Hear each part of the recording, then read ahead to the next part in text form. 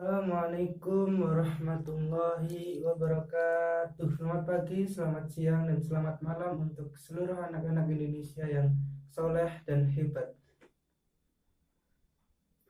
Bagaimana kabarnya anak-anak semuanya? Semoga kalian senantiasa sehat, kuat, semangat belajar, dan tentunya selalu dalam lindungan Allah Subhanahu wa Ta'ala.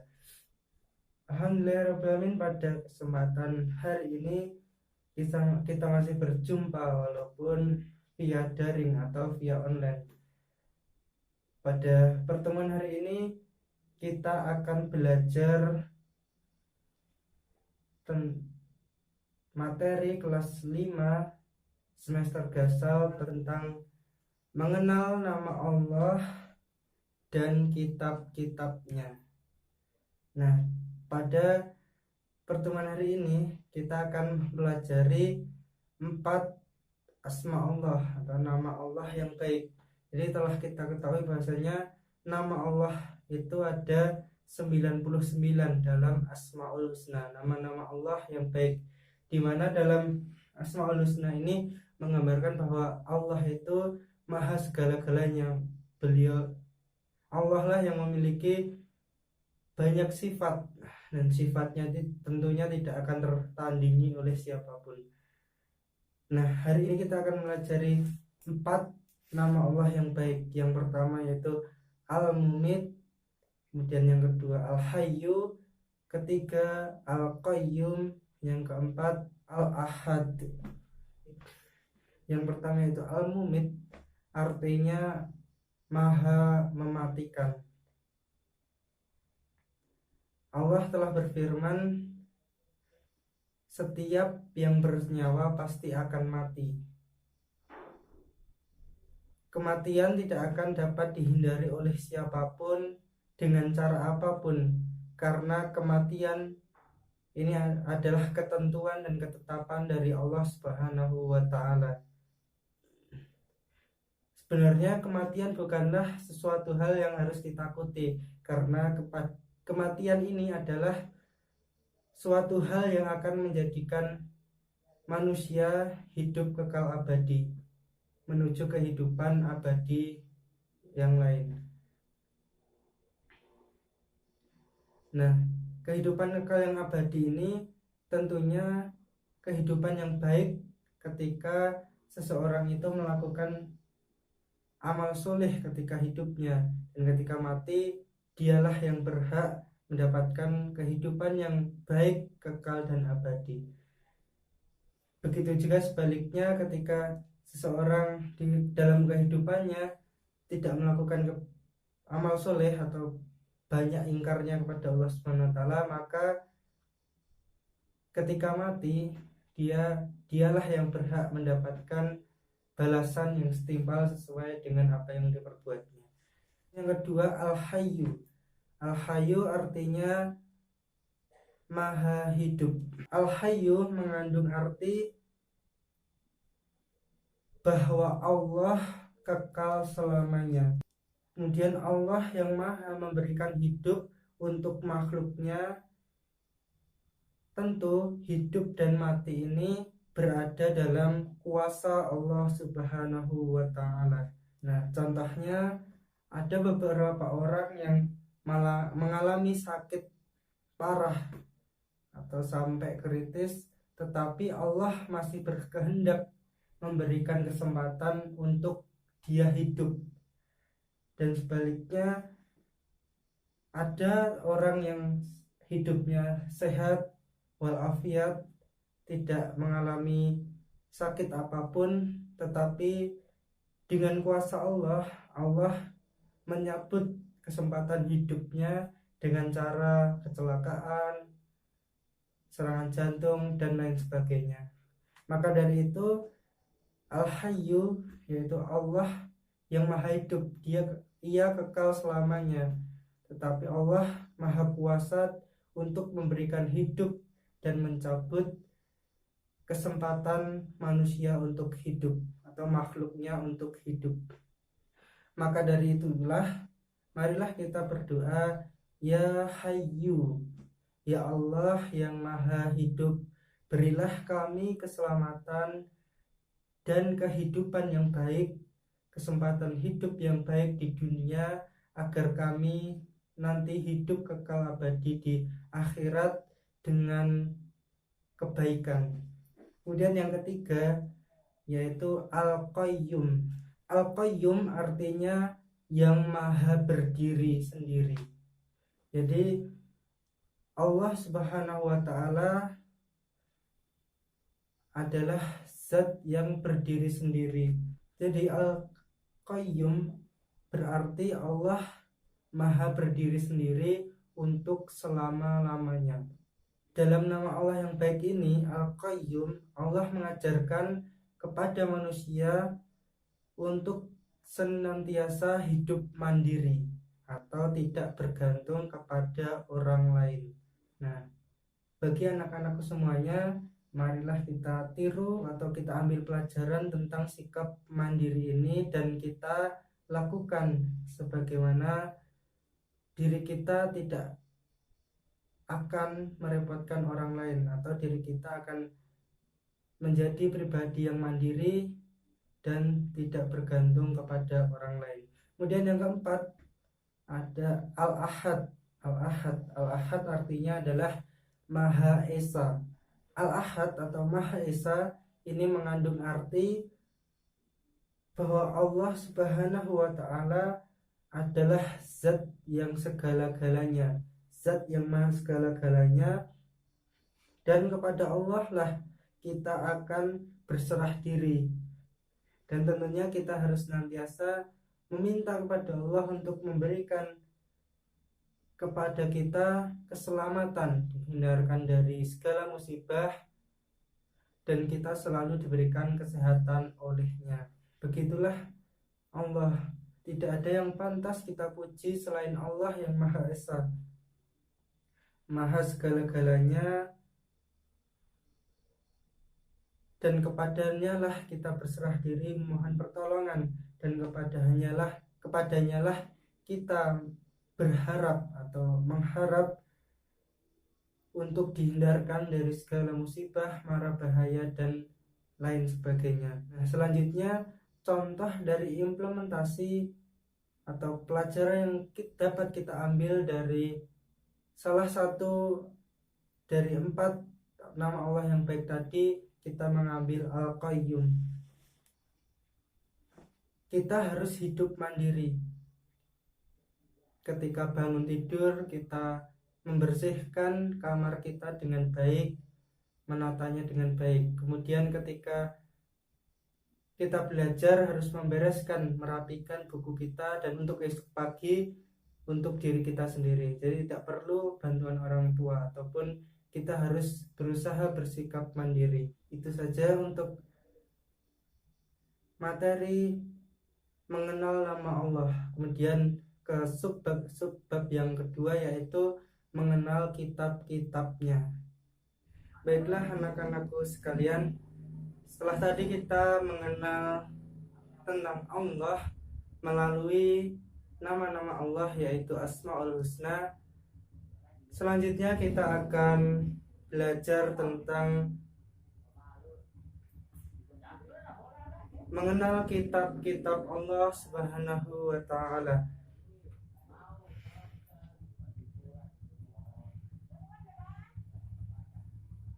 Allah Subhanahu wa ta'ala menyuruh manusia beriman kepada Al-Quran dan kitab-kitab lainnya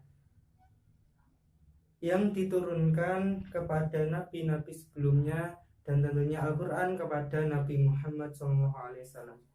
Nah, jika kita tidak beriman kepada kitab-kitab lainnya, maka kita termasuk orang-orang yang tersesat. Kitab Allah Subhanahu wa ta'ala berarti kumpulan dari firman-firman Allah Subhanahu wa ta'ala yang diturunkan melalui malaikat Jibril. Kitab Allah Subhanahu wa ta'ala juga disebut kitab suci. Kenapa disebut kitab suci? Karena kitab Al-Quran berisi firman-firman Allah yang suci, bersih, tanpa ada campur tangan dari manusia. Allah Subhanahu wa taala menurunkan kitab suci digunakan sebagai pedoman dan petunjuk bagi seluruh umat manusia. Dengan berpedoman kepada kitab Allah, maka manusia akan memperoleh keselamatan di dunia dan di akhirat. Kemudian berikutnya adalah nama-nama kitab Allah Subhanahu wa taala yang wajib kita imani.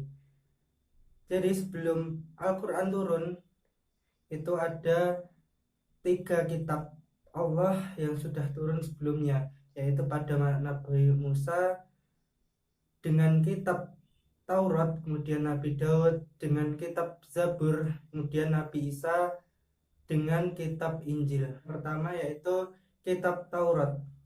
Kitab Taurat diturunkan kepada Nabi Musa.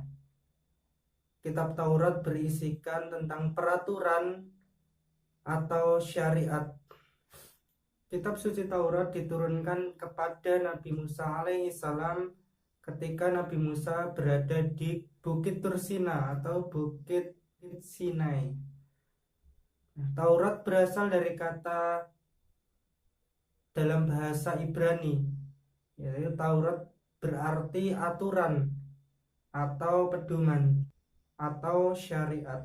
Nah, kitab Taurat ini digunakan sebagai pedoman untuk memutuskan segala permasalahan yang dihadapi oleh kaum Yahudi pada saat itu. Kitab Taurat sudah diterangkan dan ditegaskan bahwasanya akan ada seorang nabi, rasul utusan Allah yang akan menjadi akhir atau penutup para nabi dan rasul untuk menyempurnakan nabi-nabi dan rasul sebelumnya. Namun kitab Taurat ini hanya berlaku ketika zaman Nabi Musa. Yang kedua yaitu ada kitab Zabur. Kitab Zabur diturunkan oleh Allah Subhanahu wa taala kepada Nabi Daud alaihi salam dalam bahasa Kipti. Kitab Zabur tidak mengandung atau ada tambahan syariat baru. Jadi dalam kitab Zabur ini Allah Subhanahu wa taala hanya memerintahkan Nabi Daud alaihi salam untuk meneruskan syariat yang telah dibawa Nabi Musa alaihi salam. Di dalam kitab Zabur berisikan puji-pujian atau nyanyian yang ditujukan untuk menggambarkan sifat baik Allah Subhanahu wa taala. Kitab Zabur juga disebut dengan kitab Mazbur yang berarti nyanyian atau puji-pujian. Kitab Zabur ini ditujukan kepada kaum Bani Israel dan tentunya hanya berlaku pada zaman Nabi Daud alaihi salam. Dan yang ketiga ada kitab Injil.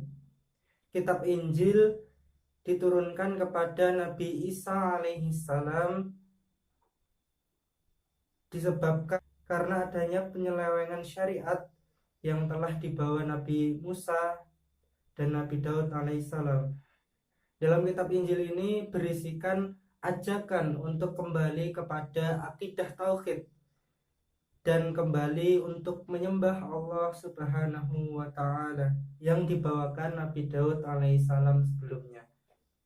Tentu di dalam kitab Injil juga menerangkan bahwasanya nanti akan ada nabi atau rasul utusan Allah sebagai penyempurna ajaran-ajaran sebelumnya, yaitu Nabi Muhammad SAW. Dan kitab yang terakhir, kitab yang kita gunakan saat ini sebagai pedoman hidup kita, sebagai dasar hidup kita, yaitu kitab Al-Quran. Kitab Al-Quran diturunkan kepada Nabi Muhammad SAW sebagai nabi dan rasul utusan Allah yang terakhir. Di dalam Al-Quran berisikan pedoman atau aturan, dasar hukum, tata cara sholat, tata cara ibadah kepada Allah Subhanahu wa taala, tata cara muamalah sesuai syariat, dan tentunya berisi dengan ilmu-ilmu pengetahuan. Dan kitab Al-Quran tentunya adalah kitab yang paling sempurna, menyempurnakan kitab-kitab sebelumnya dan dibawakan oleh Nabi yang terakhir sebagai penyempurna Nabi dan Rasulullah. Di dalam Al-Quran juga menjelaskan tentang cerita-cerita orang zaman dahulu atau orang-orang terdahulu yang nantinya akan menjadi pelajaran buat umat Islam, atau ini disebut dengan tarekat Islam. Kemudian di dalam Al-Quran juga berisi tentang kabar gembira. Kabar gembira untuk siapa? Kabar gembira untuk orang-orang yang senantiasa taat dan beriman kepada Allah. Dan tentunya ada peringatan dan ancaman untuk orang-orang yang senantiasa ingkar kepada Allah dan melaksanakan kemaksiatan. Oleh karena itu, anak-anakku sekalian, mempelajari Asmaul Husna, yaitu mempelajari nama-nama Allah yang baik, ini haruslah kita tanamkan dalam diri kita bahwa Allah itu adalah zat yang maha esa, zat yang maha kuasa. Di dalamnya Allah memiliki nama-nama yang baik, ada 99 Asmaul Husna, nama-nama Allah yang baik yang menggambarkan bahwasanya Allah itu maha kuasa, maha baik, maha esa, dan maha segalanya. Kemudian dilanjutkan dengan iman kepada kitab Allah. Di dalam kitab Allah berisikan pedoman yang akan menjadi dasar untuk kehidupan kita, menjadi